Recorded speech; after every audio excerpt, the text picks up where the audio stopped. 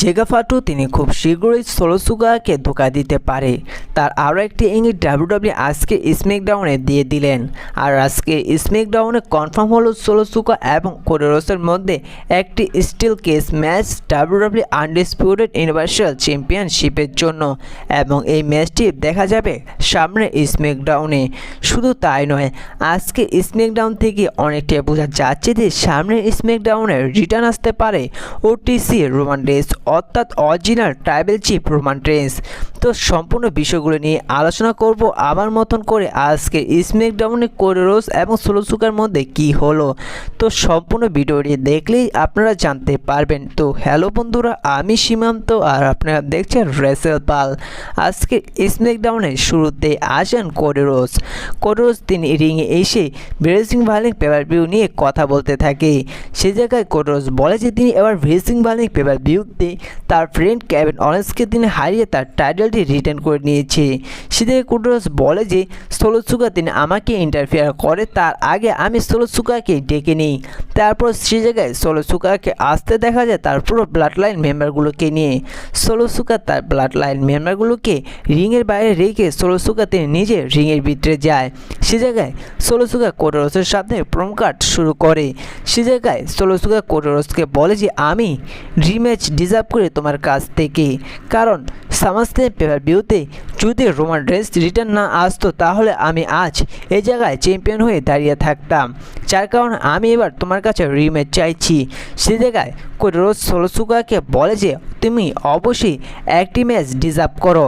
আর এবার যেহেতু premium live event স্ম্যাকডাউনটি এবার সামনে স্ম্যাকডাউনে ইউএসএ হতে যাচ্ছে, সে জায়গায় অবশ্যই একটি চ্যাম্পিয়নশিপের ম্যাচ হওয়ার দরকার, যার কারণে তুমি একটি ম্যাচ ডিজার্ভ করো।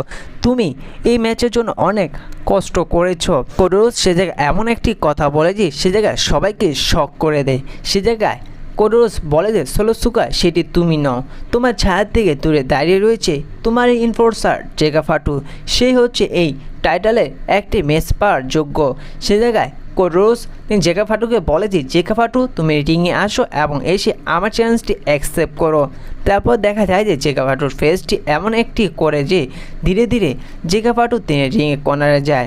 সে জায়গায় দেখা যায় যে সোলোসুকা তিনি এমনভাবে জেগা ফাটুর দিকে চাইছে, সে জায়গায় সোলোসুকা তিনি জেগা ফাটুকে বোঝাতে চাইছে যে তিনি হচ্ছে তাদের ট্রাইবাল চিফ, তাদের অর্ডার ছাড়া তারা কিছুই করতে পারবে না।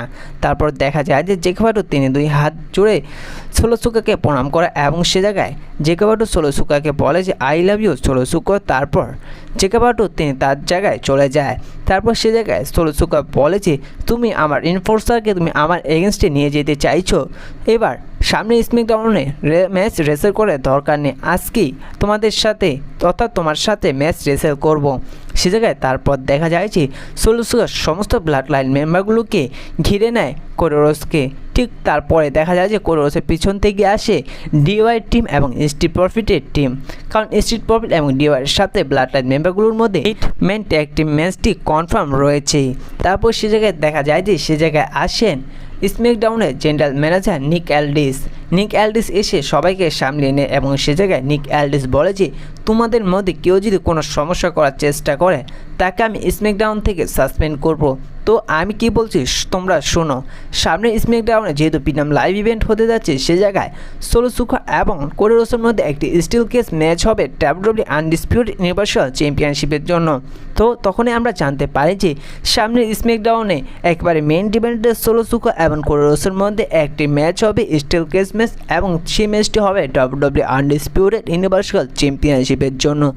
এখন কথা হচ্ছে যে যেহেতু সামনে স্ম্যাকডাউনে সোলোসুকা এবং কোডি রোডসের মধ্যে একটি টাইটেলের ম্যাচ হবে, এবং আপনাদের আরও আগে জানিয়ে দিয়েছিলাম যে সোলোসুকা এবং কোডি রোডসের ম্যাচটি ব্যাড ব্লাড পেপার ভিউতে হবে না, এবং এদের ম্যাচটি হবে 13 সেপ্টেম্বর স্ম্যাকডাউনে যে হতে যাচ্ছে স্ম্যাকডাউনে সে জায়গায় দেখা যাবে। এবং এও বলে দিয়েছিলাম যে এদের ম্যাচটি হতে পারে স্টিল কেস ম্যাচ, কিন্তু তেমনটাই দেখা যায় আজকে স্ম্যাকডাউনে।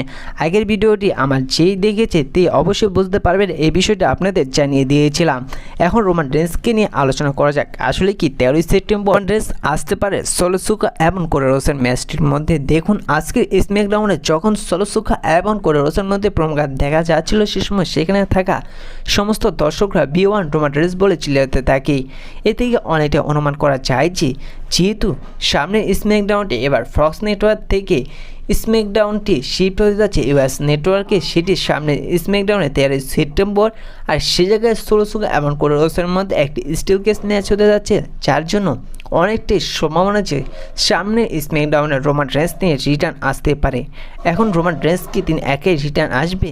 সামনে স্ম্যাকডাউনে রোমান রেন্সের সাথে রিটার্ন আসতে পারে জিমোসো এবং ফল হেইম্যান, তাদের নিয়ে রোমান রেন্স তিনি রিটার্ন আসতে পারেন 13 সেপ্টেম্বর স্ম্যাকডাউনে সোলোসুকা কোডি রোডসের ম্যাচটির মধ্যে। এবং সোলোসুকা কোডি রোডসের ম্যাচটি ক্লিয়ারলিভাবে শেষ হবে না তা আপনারাও ভালো করে জানেন। তো আসলে কি সামনে স্ম্যাকডাউনে কে জিততে পারে স্টিল কেস ম্যাচটির মধ্যে? সোলোসুকা জিতবেন নাকি কোডি রোডস জিতবেন, নাকি দেখা যাবে সেই ম্যাচটির মধ্যে রোমান রেন্সের রিটার্ন? তা অবশ্যই কমেন্ট করে জানিয়ে দিবেন। আর আজকে এই ভিডিওটি এ পর্যন্তই ছিল, দেখা হচ্ছে পরবর্তী ভিডিওটিতে। ভিডিওটি ভালো লাগলে লাইক করে দিবেন আর এই ছোট চ্যানেল নতুন হয়ে থাকলে চ্যানেলটি সাবস্ক্রাইব করে দিবেন। ধন্যবাদ।